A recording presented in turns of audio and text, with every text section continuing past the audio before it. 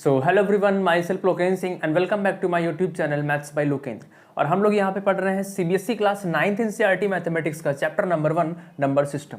और हम लोग अभी तक एक्सरसाइज 1.1 कर चुके हैं और एक्सरसाइज 1.2 का जो इंट्रोडक्शन था वो वीडियो भी हम डाल चुके हैं। अगर आप लोगों ने वो वीडियो नहीं देखा है तो हम डिस्क्रिप्शन बॉक्स में उस वीडियो का लिंक डाल देंगे, आप वहाँ पर जाके देख सकते हैं। तो हम लोग आज करेंगे एक्सरसाइज 1.2। तो चलिए स्टार्ट करते हैं। तो सबसे पहला क्वेश्चन है आपका, कह रहा है कि state whether the following statements are true और फॉल्स, जस्टिफाई योर आंसर। यानी आपको कुछ स्टेटमेंट दिए हुए हैं, उनको बताना है वो ट्रू है या फिर फॉल्स है, और साथ ही साथ उसका रीजन भी देना है। तो पहला जो स्टेटमेंट है कि every irrational number is a real number, यानी कि जितने भी इरेशनल नंबर हैं वो सभी रियल नंबर होते हैं। अब ये सही है या गलत, ये आपको बताना है। तो देखिए, आप सभी लोगों को पता है कि जो रियल नंबर होते हैं, रियल नंबर, उनके बेसिकली दो पार्ट होते हैं।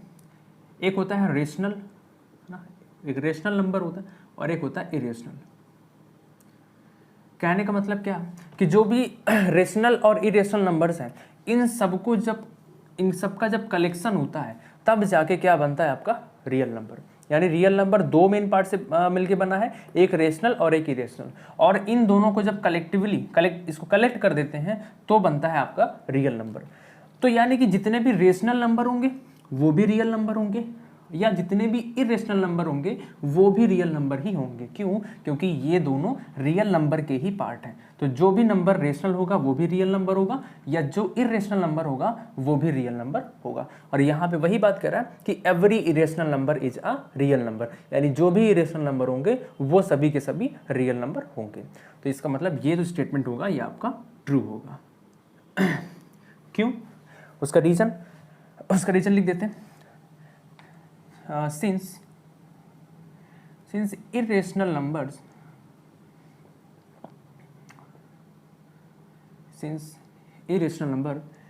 is one of the two parts of real number, यानी जो रियल नंबर के दो पार्ट्स हैं उनमें से एक पार्ट क्या है, इरेशनल नंबर है, और इस वजह से इरेशनल नंबर भी रियल नंबर होगा। ठीक, तो अगला स्टेटमेंट है, इसको आप लिख लीजिए पहले। तो सेकंड क्वेश्चन है, कहता है कि every point on the number line is of the form root m where m is a natural number, है ना। मतलब कि नंबर लाइन पे जितने भी नंबर होते हैं वो सभी रूट m के फॉर्म में होते हैं, जहाँ पे m जो है वो एक नेचुरल नंबर है। ठीक, मतलब जैसे नंबर लाइन है, ये आपका हो गया 0 1 2 3, है ना, and so on up to infinity, positive infinity. इधर आपका हो गया negative numbers -1 -2 -3 and so on negative infinity. ठीक, तो क्या ये सारे नंबर इस क्वेश्चन के हिसाब से क्या कि इन सारे नंबर्स को हम रूट m के फॉर्म में लिख सकते हैं, जहां पे क्या m एक नेचुरल नंबर है। इन सभी नंबर्स को हम रूट m के फॉर्म में लिख सकते हैं या फिर नहीं लिख सकते। देखिए रूट m, अब क्योंकि m नेचुरल नंबर है तो नेचुरल नंबर से स्टार्ट करते हैं। पहला नंबर आता है आपका 1 ना, जैसे रूट m है, m की जगह पे 1 रखेंगे तो क्या आएगा रूट 1। अब रूट 1 का मतलब 1। ठीक, तो ये 1 तो हम यहाँ पे रिप्रेजेंट कर सकते हैं। ठीक, तो पहला केस तो सही है। फिर अगर m की जगह 2 लें, मान लीजिए रूट 2, अब रूट 2 की वैल्यू क्या होती है 1.414, है ना, समथिंग। तो 1.414 ये आएगा आपका लगभग यहाँ पे 1.414। ठीक है, फिर अगला नेचुरल नंबर रूट 3 की वैल्यू समथिंग होती है 1.732, है ना, नियर अबाउट। अब ये 1.73 मतलब कि कहाँ पे आएगा, लगभग यहाँ पे, है ना। ऐसे ही फिर रूट 4 हो गया आपका 2 यहाँ पे। ठीक है, तो देखिए इतने नंबर में आपको बात समझ में आ जाएगी। ठीक, पहला नंबर आपका यहाँ पे 1, दूसरा यहाँ पे नियर अबाउट 1.4, तीसरा नंबर ये आपका नियर अबाउट 1.7, और ये तीसरा आपका चौथा आपका 2। ठीक, तो देखिए अगर सिर्फ हम 1 और 2 के बीच की बात करें तो यहाँ पे क्या यही चार नंबर है 1.4, 1.7, 1 एंड 2। क्या यहाँ पे 1.1 नहीं आएगा, है ना, 1.2, 1.3, है ना, उसके बाद 1.5, 1.6, ये सारे नंबर तो छूट रहे हैं ना, उनको तो हम नहीं रिप्रेजेंट कर पा रहे रूट m के फॉर्म में, है ना। तो मतलब क्या कि सारे नंबर्स को हम रूट एम के फॉर्म में नहीं लिख सकते, कुछ नंबर को लिख सकते हैं, जैसे कि ये हैं आपके, है ना, कुछ नंबर को रिप्रेजेंट कर सकते हैं, लेकिन एवरी पॉइंट बोले कि सारे नंबर को हम रिप्रेजेंट कर सके तो वो बात गलत है, ठीक। तो ये तो होगी पहली बात। अभी दूसरी बात, जैसे रूट 1 है तो रूट 1 का आंसर 1 आएगा। कहने का मतलब कि जो भी नंबर हैं ये सभी, हमने यहाँ पे पॉजिटिव नंबर की बात करी ना, ये तो नहीं बोला इसमें कि नेगेटिव स्क्वायर रूट भी है, ऐसा तो नहीं बोला है। तो मतलब जो भी नंबर ले रहे हैं हम सिर्फ पॉजिटिव नंबर ले रहे हैं, और लेकिन नंबर लाइन पे तो क्या पॉजिटिव नेगेटिव जीरो सब कुछ आते हैं। तो फिर सारे नेगेटिव नंबर को हम कैसे शो करेंगे अगर इस तरह से हमको करना है रूट एम के फॉर्म में? तो यानी नेगेटिव नंबर तो हमारे छूट जाएंगे ना, फिर नेगेटिव नंबर आएंगे ही नहीं। तो वहाँ से भी बात गलत होती है कि रूट एम के फॉर्म में ना तो हम नेगेटिव नंबर को लिख सकते हैं और ना पॉजिटिव में भी सारे नंबर को नहीं लिख सकते हैं, कुछ ही नंबर को लिख सकते हैं, सभी नंबर्स को नहीं लिख सकते हैं। जैसे कि यहाँ पे आप देख रहे हैं 1 और 2 के बीच में काफ़ी नंबर छूट रहे हैं, सिर्फ दो नंबर आ रहे हैं यहाँ पे और बाकी नंबर छूट जा रहे हैं। तो कहने का मतलब क्या कि सभी नंबर को हम square root of natural number के फॉर्म में नहीं लिख सकते, ठीक है। तो जो स्टेटमेंट होगा आपका फॉल्स, ठीक है। और जो रीजन होगा आपका कि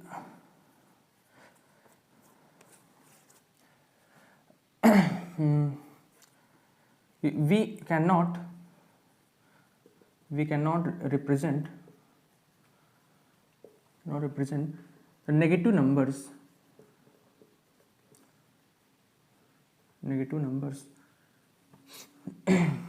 in the form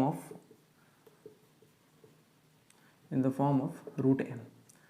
पहला रीजन तो ये हो गया कि कोई भी नेगेटिव नंबर हम रिप्रेजेंट नहीं कर सकते, और दूसरा रीजन ये आप लिख सकते हैं कि there are many numbers left between any two consecutive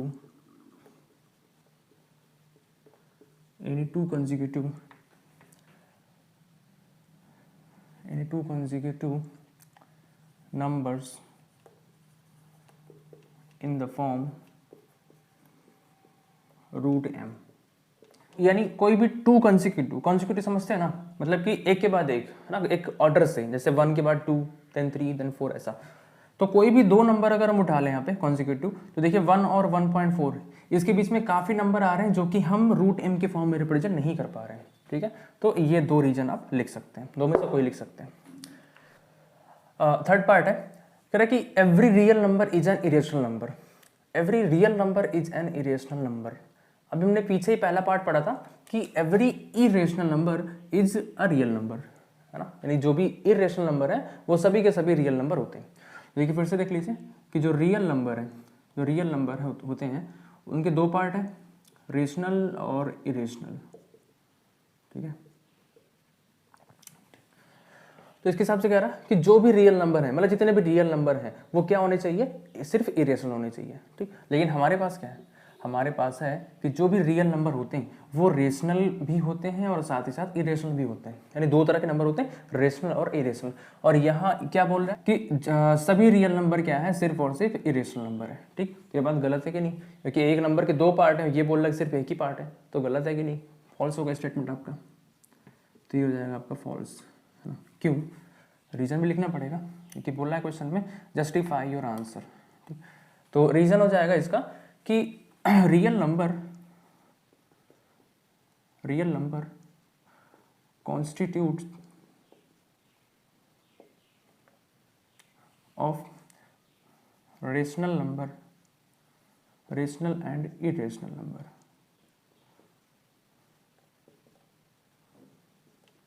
मतलब कि रियल नंबर जो है वो रेशनल और इरेशनल 2 तरह के नंबर से मिलकर बना है, तो सिर्फ उसको हम एक नंबर के फॉर्म में नहीं कह सकते, ठीक है।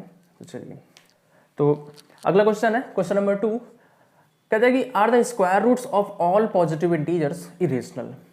Are the square roots of all positive integers irrational, मतलब कि जो भी आपके पॉजिटिव इंटीजर्स हैं सारे के सारे, तो सबका अगर स्क्वायर रूट लें तो वो क्या इरेशनल नंबर आएगा।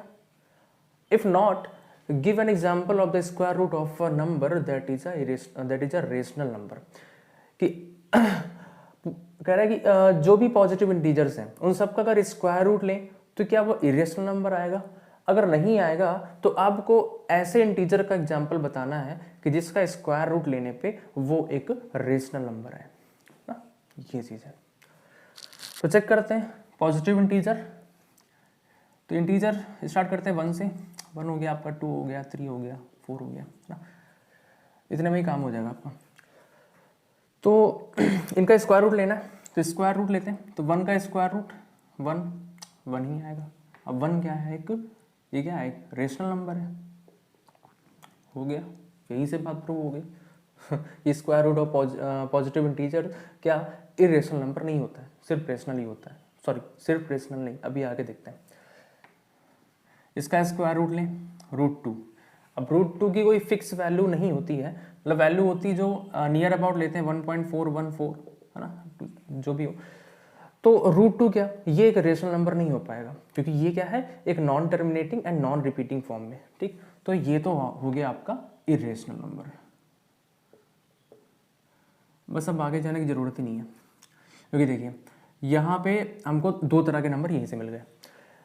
ये भी एक पॉजिटिव इंटीजर है, ये भी एक पॉजिटिव इंटीजर है। यहाँ पे इसका स्क्वायर रूट लिए तो रेशनल आया और इसका स्क्वायर रूट लिए तो इरेशनल आया। ठीक, तो अब हम ये नहीं कह सकते। क्वेश्चन की आपकी पहली लाइन क्या बोलती है कि ऑल पॉजिटिव इंटीजर, सभी पॉजिटिव इंटीजर का स्क्वायर रूट लेने में क्या आ रहा है? इरेशनल नंबर आ रहा है।